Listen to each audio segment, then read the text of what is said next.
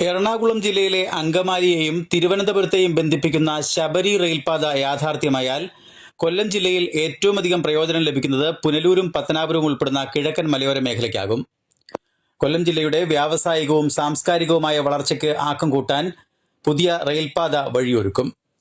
അങ്കമാലി എരുമേലി ശബരിപാത തിരുവനന്തപുരത്തേക്ക് നീട്ടാൻ Kerala rail development corporation limited ശുപാർശ ചെയ്തത് ജില്ലയുടെ കിഴക്കൻ മേഖലയിൽ വീണ്ടും വലിയ പ്രതീക്ഷയാണ് ഉണർത്തുന്നത്. പത്തനംതിട്ട, പത്തനാപുരം, പുനലൂർ വഴി തിരുവനന്തപുരത്തേക്ക് പാത നീട്ടിയാൽ തെക്കൻ തമിഴ്നാട്ടിൽ നിന്നും തെക്കൻ കേരളത്തിൽ നിന്നും ശബരിമലയിലേക്ക് റെയിൽവേ സൗകര്യം ലഭ്യമാകും. പ്രധാന ക്രിസ്ത്യൻ തീർത്ഥാടന കേന്ദ്രങ്ങളായ വേളാങ്കണ്ണിയും ഭരണങ്ങാനവും ഉൾപ്പെടുത്തി പുനലൂർ ചെങ്കോട്ട വഴി തീർത്ഥാടന ടൂറിസം സർക്യൂട്ടും ഒരുക്കാൻ കഴിയും.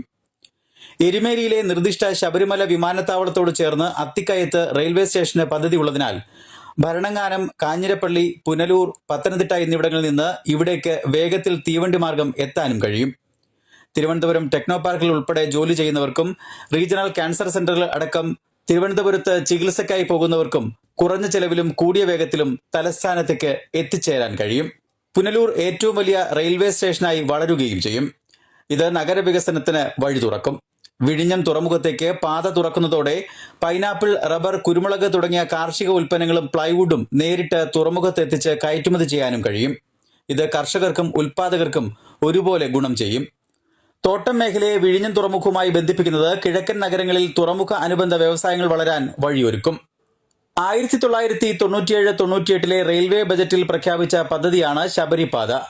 അങ്കമാലിയിൽ നിന്ന് എരുമേലി, പുനലൂർ വഴി തിരുവനന്തപുരത്തേക്ക് 111 കിലോമീറ്റർ ദൈർഘ്യം വരുന്ന റെയിൽപാത നിർമ്മിക്കുന്നതാണ് ഈ പദ്ധതി. ആദ്യഘട്ടത്തിൽ എരുമേലി വരെയും രണ്ടാം ഘട്ടത്തിൽ പുനലൂർ വരെയും മൂന്നാം ഘട്ടത്തിൽ തിരുവനന്തപുരം വരെയും നീളുന്ന തരത്തിലാണ് പദ്ധതി വിഭാവനം ചെയ്തിരിക്കുന്നത്.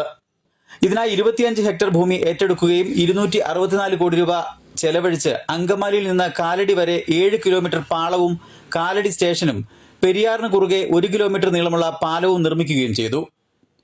അഭിപ്രായ വ്യത്യാസവും മെല്ലെപ്പോക്കും മൂലം 2019 പദ്ധതി റെയിൽവേ മരവിപ്പിച്ചു. എന്നാൽ 2023 കേന്ദ്ര ബജറ്റിൽ അപ്രതീക്ഷിതമായി 100 കോടി രൂപ വകയിരുത്തിയതോടെ പദ്ധതി വീണ്ടും ശ്രദ്ധയിലേക്ക് വന്നു. മൊത്തം അടങ്കൽ 3810 കോടി രൂപയായി പുതുക്കുകയും ചെയ്തു. പദ്ധതി ചെലവ് പങ്കിടാൻ നേരത്തെ തന്നെ സംസ്ഥാനം തയ്യാറാവുകയും 2021 ബജറ്റിൽ കിഫ്ബി വഴി 2000 കോടി രൂപ നീക്കിവെക്കുകയും ചെയ്തിരുന്നു.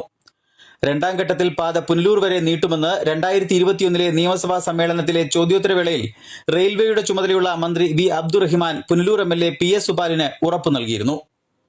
റെയിൽപാത പുനലൂർ വഴി നീട്ടണമെന്നാവശ്യപ്പെട്ട് 2021 സെപ്റ്റംബറിൽ പുനലൂർ നഗരസഭ പ്രമേയം പാസാക്കി സർക്കാരിന് സമർപ്പിക്കുകയും ചെയ്തിരുന്നു. Fox TV news bureau, Punalur.